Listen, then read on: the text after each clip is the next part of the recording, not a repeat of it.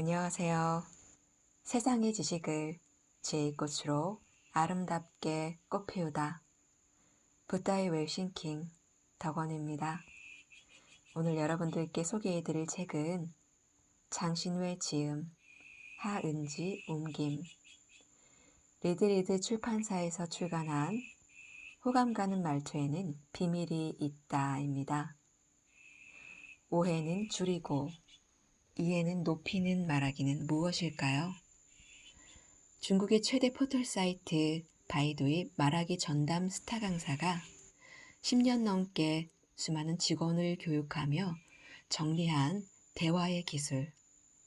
갈등은 줄이고 기회와 사람은 끌어당긴다.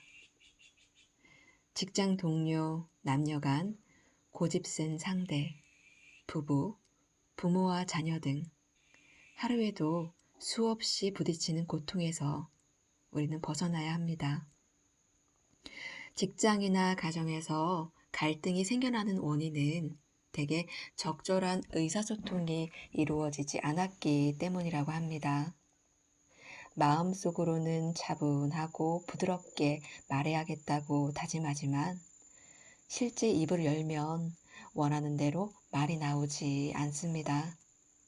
그 결과 자꾸 난처한 상황이 발생하고 내 의도와는 다른 오해를 불러일으키게 됩니다.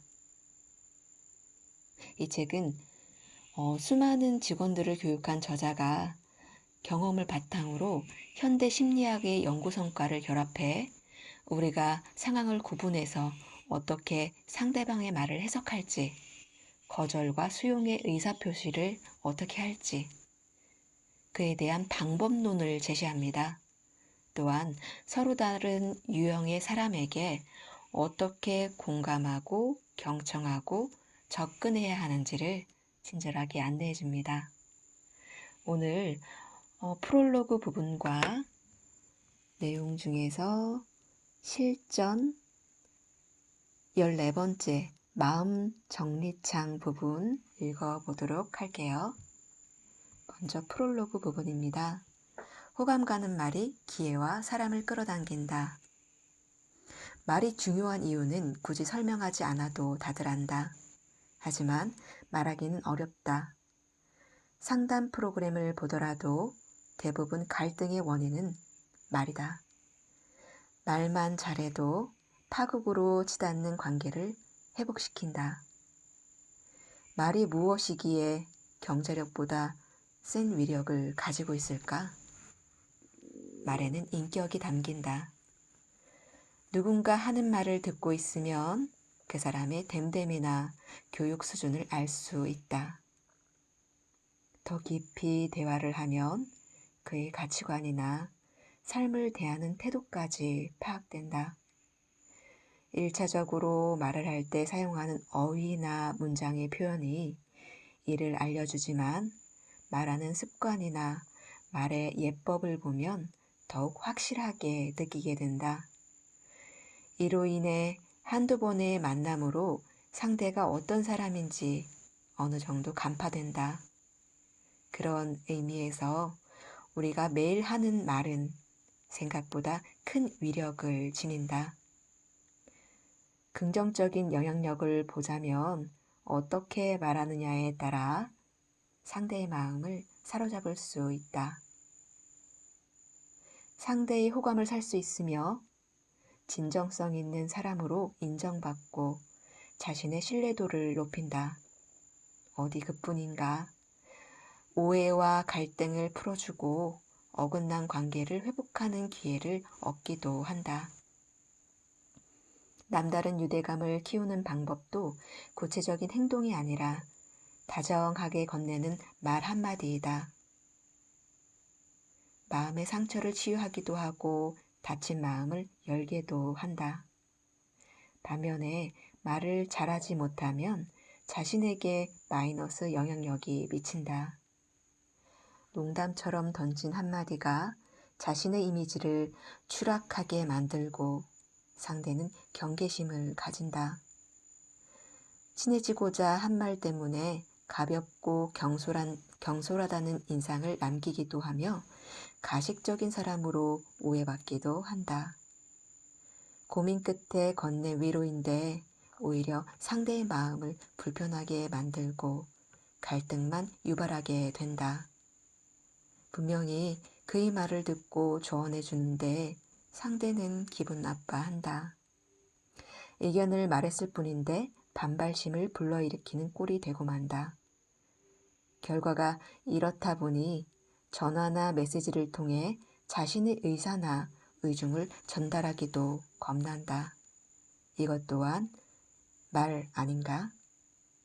같은 언어를 사용한 말인데 왜 이런 차이와 문제가 생기는 걸까?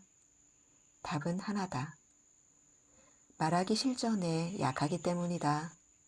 말하기는 실전에 강해야 한다. 말을 하는 데 있어서 무엇보다 중요한 부분은 자신을 이해하는 것이다. 자신을 모르고서는 말하는 방식이나 습관을 바꿀 순 없다. 그래서 이 책에 자신이 어떤 유형인지, 어떤 사람이고 어떻게 말하는지를 돌아볼 수 있도록 테스트해 볼 수 있을 뿐만 아니라 실전 연습 노트를 통해 말하기 비법을 현장에서 바로 적용할 수 있게 도와준다. 다음 마음 정리창 부분 읽어보겠습니다. 기록하며 마음과 대화하기. 언어는 밖으로 향한다. 자신이 어떤 사람인가에 따라 하는 말의 이미지와 격이 각기 다르다. 기록은 안으로 향한다. 문자는 자신을 어떻게 대하고 바라보느냐에 따라 글도 다르게 쓰인다. 글쓰기의 힘. 글쓰기는 예로부터 예술로 여겼다. 심리치료에서 글쓰기가 적용되기 시작한 건 1980년대부터이다.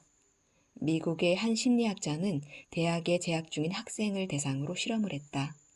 조를 나누어 A조에는 과거에 자신이 상처받았던 일을 글로 작성하게 했다. B조에는 일상의 간단한 주제, 가령 기숙사, 신발 등으로 글쓰기를 하게 했다. 다만 A조의 학생들에게는 다음과 같은 안내문이 주어졌다. 장문방에 들어가 문을 닫는 순간부터 당신은 인생을 기록하는 과정에 초대됩니다. 가장 불안하게 하고 가장 아프게 했던 경험을 떠올리십시오. 어법이나 맞춤법, 문장 구조 등은 신경 쓰지 않아도 좋습니다.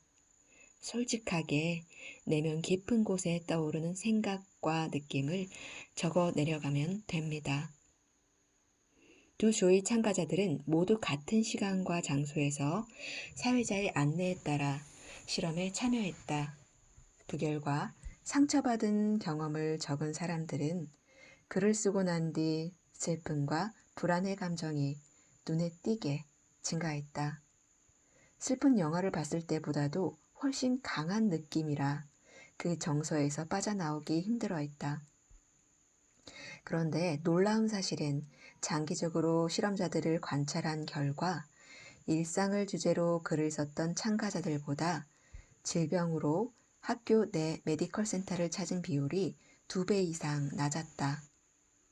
글쓰기는 자기에게 가치와 존재를 선사하기에 상처를 글로 써내려가며 스스로 치유와 회복의 기회를 맞은 것이다.